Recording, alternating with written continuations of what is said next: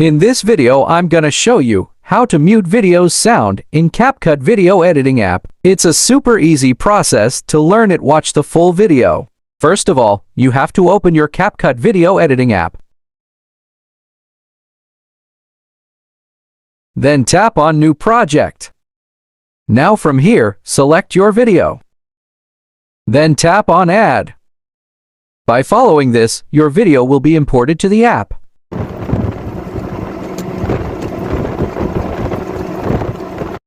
As you can see that, my video has some sound. Actually, it's a kind of noise. Now I'm gonna mute it.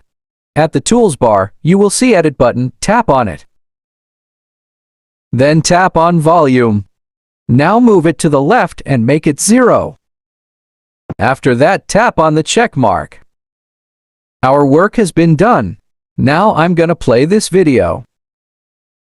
As you can see that, now my video has no sound. To export this video, tap on the upper arrow button at the top. I hope you understand the full process. If you think this video is useful, then don't forget to like this video and subscribe to the channel. And also, if you face any problem, then please comment.